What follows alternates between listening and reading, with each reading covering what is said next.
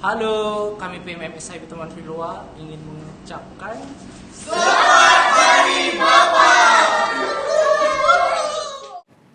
Shalom dan selamat pagi semua. Selamat beribadah secara online bersama kami pada hari ini. Sempena sambutan Hari Bapa.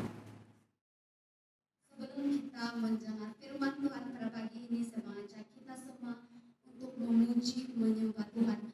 Haleluya, mari kita naikkan kesyukuran kita di hadapan Yesus kita. Bersyukurlah.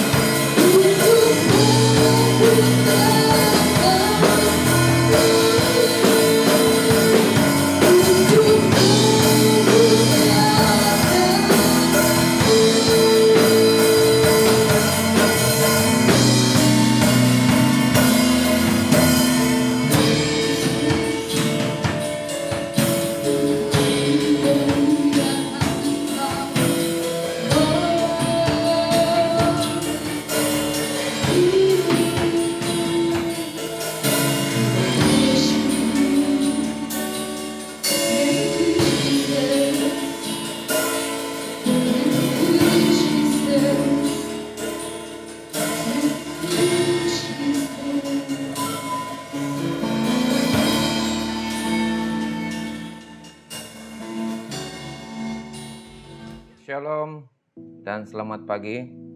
Selamat beribadah di rumah masing-masing. Syukur kepada Tuhan dikala kita menjalani suasana PKP yang masuk fase yang keempat. Kita masih ada kesempatan dan peluang untuk mendengar firman Tuhan secara online setiap minggu. Puji Tuhan. Terima kasih juga kepada kepimpinan gereja SIB Taman Puliwa atas kesempatan untuk saya menyampaikan firman Tuhan pagi hari ini. Sebelum kita mau mendengar firman Tuhan pagi hari ini, suka untuk saya mengajak saudara yang saya kasih dalam nama Tuhan Yesus, teman-teman yang ada di rumah masing-masing, mari saya ajak kita berdoa bersama-sama untuk memulakan pendengaran firman Tuhan pagi hari ini. Mari saya ajak kita berdoa. Bapa yang kami kenal dan kami kasih dalam nama Tuhan Yesus, terima kasih Tuhan atas kesempatan pagi hari ini untuk kami belajar firman Tuhan. Walaupun kami dipisahkan secara online pada pagi hari ini, pendengaran firman Tuhan, tapi kami bersyukur karena masih punya kesempatan untuk mendengar maupun menyampaikan firman Tuhan pagi hari ini. Sertai hamba-Mu untuk menyampaikan firman Tuhan pada pagi hari ini. Berikan saya hikmat lewat Roh Kudus yang akan memimpin hamba-Mu daripada awal permulaan sehingga akhir penyampaian firman Tuhan ini. Terima kasih Tuhan, dalam nama Tuhan Yesus hamba-Mu sudah berdoa. Amin. Puji Tuhan, sekali lagi terima kasih atas kesempatan yang sangat indah untuk kita sama-sama belajar firman Tuhan pagi hari ini. Sesuai dengan tema khotbah bulan Mei adalah baptisan. Apakah yang dimaksudkan dengan baptisan? Dalam Perjanjian Lama, baptisan diartikan sebagai menyelam. Salah satu sakramen gereja meniadakan pekerjaan penyunatan yang dipegang oleh kaum Yahudi sebagai ajaran dan upacara paling utama dan penting. Di antara orang-orang Yahudi, khususnya pada zaman Tuhan Yesus lahir, baptisan juga diartikan sebagai satu upacara, tanda masuk ke dalam suatu kelompok atau persekutuan tertentu. Dan juga diartikan sebagai satu upacara pembersihan dari dosa-dosa. Itulah yang dimaksudkan dengan pengertian baptisan. Dan satu lagi, yaitu di antara orang-orang Kristen yang mula-mula, baptisan terutama sekali merupakan upacara yang berarti bahwa seseorang bersatu dengan Yesus Kristus dalam kehidupan, kematian, dan kebangkitannya, dan sebagai tanda bahwa seseorang menjadi anggota umat Allah. Saudara yang saya kasih dalam nama Tuhan Yesus, firman Tuhan kali ini saya ambil dari petikan Kisah Para Rasul pasal 2 ayat 38 sehingga 39. Jawab Petrus kepada mereka, "Bertobatlah dan hendaklah kamu masing-masing memberi dirimu dibaptis dalam nama Kristus untuk pengampunan dosamu, maka kamu akan menerima karunia Roh Kudus. Sebab bagi kamulah janji itu dan bagi anak-anakmu dan bagi orang yang masih jauh, yaitu sebanyak yang akan dipanggil oleh Tuhan Allah kita." Haleluya, puji Tuhan. Jemaat yang saya kasih dalam nama Tuhan Yesus, peristiwa ini terjadi ketika tiba hari Pentakosta, di mana Yesus benar-benar memegang perkataannya yaitu menepati janjinya dengan mengirimkan apa yang telah dijanjikan oleh Bapa. Karena pada hari Pentakosta terjadi seperti apa yang dikatakan dalam firman Tuhan, Kisah Para Rasul pasal 2 ayat 1 sehingga 4. Ketika tiba hari Pentakosta, semua orang percaya berkumpul di satu tempat. Tiba-tiba turunlah dari langit suatu bunyi seperti tiupan angin keras yang memenuhi seluruh rumah di mana mereka duduk. Dan tampaklah kepada mereka lidah-lidah seperti nyala api yang bertebaran dan hinggap pada mereka masing-masing. Maka penuhlah mereka dengan Roh Kudus, lalu mereka mulai berkata-kata dalam bahasa-bahasa lain, seperti yang diberikan oleh Roh itu kepada mereka untuk mengatakannya. Saudara, ketika peristiwa itu terjadi, ada ramai orang Yahudi di Yerusalem pada perayaan hari Pentakosta. Mereka segera berkumpul untuk menyaksikan dan mendengarkan dengan penuh rasa bingung dan rasa heran. Petrus menjelaskan kepada mereka apa yang telah terjadi. Roh Kudus telah dicurahkan seperti apa yang dikatakan oleh Nabi Yohanes. Lebih-lebih lagi karena Yesus yang telah disalibkan oleh orang-orang Romawi dan Yahudi telah bangkit dari kematian dan telah diangkat ke surga. Kemudian ia mencurahkan Roh-Nya atas murid-murid yang sedang berdoa di ruang atas. Saudara, ketika Petrus berbicara di hadapan kumpulan orang banyak itu, dalam kuasa Roh, menyatakan akibatnya perbuatan orang Romawi dan Yahudi. Sehingga kan orang-orang Yahudi dicekam rasa ketakutan dan rasa bersalah dan bertanya kepada Petrus, apakah yang harus kami perbuat, saudara-saudara? Petrus menjawab dengan kata-kata yang penting seperti sebuah ajakan atau peringatan kepada orang Yahudi. Dari jawaban Petrus itu kita menemukan 3 pola penting bagi kehidupan jemaat dan kuasa rohani, dan inilah juga amalan dan cara yang dilakukan oleh rasul-rasul untuk memulaikan gereja yang mula-mula di dalam kitab Kisah Para Rasul. Tiga pola penting itu ialah kata bertobat, kata dibaptis, dan kata menerima. Pertama, kita akan membicarakan tentang kata bertobat. Apakah yang diartikan dengan kata bertobat? Ada 2 perkara yang kita harus belajar bersama-sama pagi hari ini. Kata bertobat itu berbicara tentang berbaliklah dari dosa dan berserah kepada Tuhan.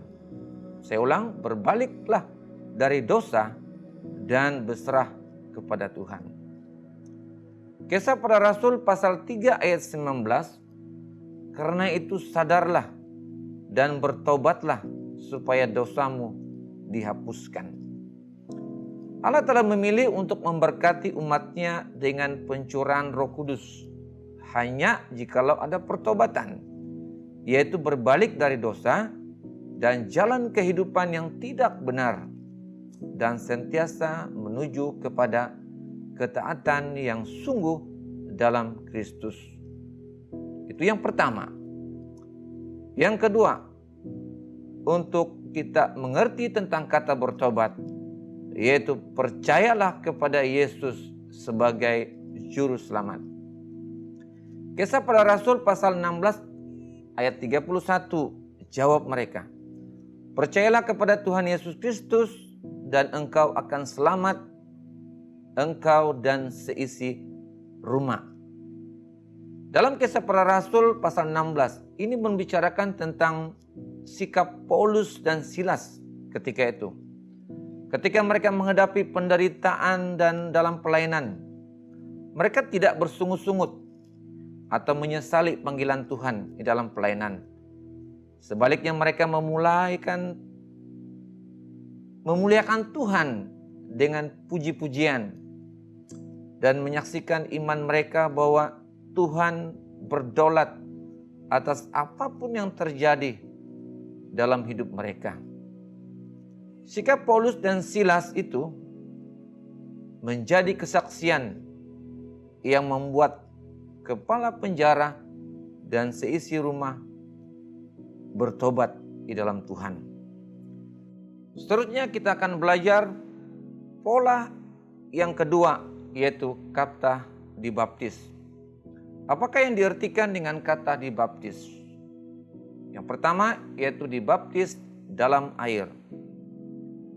Markus pasal 1 ayat 4 hingga 5 dan 8. Demikianlah Yohanes Pembaptis tampil di padang gurun dan menyerukan, bertobatlah dan berilah dirimu dibaptis, dan Allah akan mengampuni dosamu. Lalu datanglah kepadanya orang-orang dari seluruh daerah Yudea dan semua penduduk Yerusalem, dan sambil mengaku dosanya, mereka dibaptis di sungai Yordan. Aku membaptis kamu dengan air, tetapi ia akan membaptis kamu dengan Roh Kudus. Saudara, apakah yang dimaksudkan dengan istilah dibaptis? Menurut petikan ini, istilah dibaptis berarti dicelupkan atau diselamkan, sehingga diartikan kepada baptisan selam. Yohanes menyerukan, bertobatlah dan berilah dirimu dibaptis. Maksudnya suatu baptisan yang berarti pertobatan, mengarahkan kepada perubahan hidup dan tujuan, yaitu tindakan berbalik dari dosa dan menuju kepada kebenaran. Yohanes Pembaptis mempersiapkan jalan bagi Yesus dengan menyampaikan khotbah-khotbah pertobatan, menjangkau orang-orang dari seluruh daerah Yudea dan penduduk Yerusalem, dan sehinggakan ramai dari mereka telah dibaptis. Seterusnya berbicara tentang petikan baptisan, yaitu terimalah baptisan sebagai kebangkitan kepada hidup yang baru. Roma pasal 6 ayat 3 dan 4. Atau tidak tahukah kamu bahwa kita semua yang telah dibaptis dalam Kristus telah dibaptis dalam kematiannya. Dengan demikian kita telah dikuburkan bersama-sama dengan Dia oleh baptisan dalam kematian, supaya sama seperti Kristus yang telah dibangkitkan dari antara orang mati oleh kemuliaan Bapa, demikian juga kita akan hidup dalam hidup yang baru. Kolose pasal 2 ayat 12, karena Dia kamu dikuburkan dalam baptisan, dan di dalam Dia kamu turut dibangkitkan juga oleh kepercayaanmu kepada kerja kuasa Allah yang telah membangkitkan Dia dari orang mati. Seterusnya dibaptis dengan iman dan ketaatan. Ibrani pasal 11 ayat 7, karena iman maka Nuh dengan petunjuk Allah tentang sesuatu yang belum kelihatan, dengan taat mempersiapkan batra untuk menyelamatkan keluarganya. Dan karena iman itu ia menghukum dunia, dan ia ditentukan untuk menerima kebenaran sesuai dengan imannya. Seterusnya yang ketiga, yaitu kata menerima. Apakah yang diartikan dengan kata menerima? Ada dua pola penting yang kita akan belajar bersama-sama, yaitu berbicara tentang menerima janji Bapa. Kisah para Rasul pasal 1 ayat 4 hingga 5. Pada suatu hari ketika ia makan bersama-sama dengan mereka, ia melarang mereka meninggalkan Yerusalem dan menyuruh mereka tinggal di situ, menantikan janji Bapa yang demikian katanya, telah kamu dengar daripadaku. Sebab Yohanes membaptis dengan air, tetapi tidak lama lagi kamu akan dibaptis dengan Roh Kudus, yaitu karunia yang dijanjikan Bapa adalah baptisan dalam Roh Kudus. Seterusnya kita akan belajar berbicara tentang kata menerima, yaitu dipenuhi dengan Roh Kudus. Kisah Para Rasul pasal 2 ayat 1 dan 4. Ketika tiba hari Pentakosta, semua orang percaya berkumpul di satu tempat. Maka penuhlah mereka dengan Roh Kudus. Lalu mereka mulai berkata-kata dalam bahasa-bahasa lain, seperti yang diberikan oleh Roh itu kepada mereka untuk mengatakannya. Saudara yang saya kasih dalam nama Tuhan Yesus, berani menyatakan kebenaran dan tidak berkompromi dengan dosa seharusnya ada pada kita semua. Seperti mana Petrus lakukan terhadap bangsa Yahudi.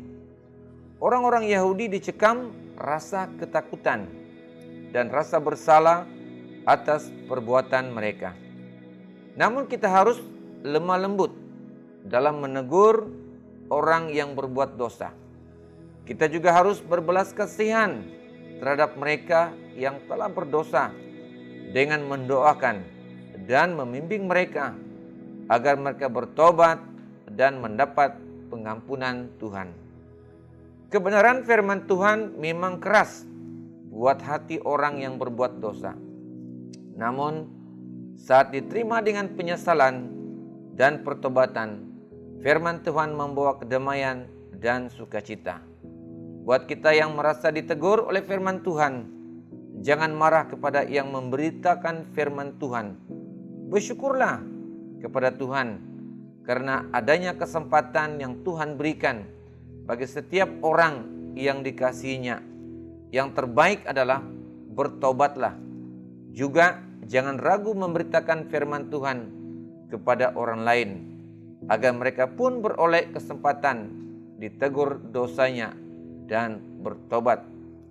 Saat Anda sedang menderita karena melayani Tuhan, ingatlah bahwa ketekunan dan kesetiaan Anda merupakan kesaksian bagi orang lain. Upah kesaksian penderitaan Anda adalah jiwa-jiwa yang bertobat. Sekian, salam kasih untuk semua jemaat Puliwah. Tuhan memberkati.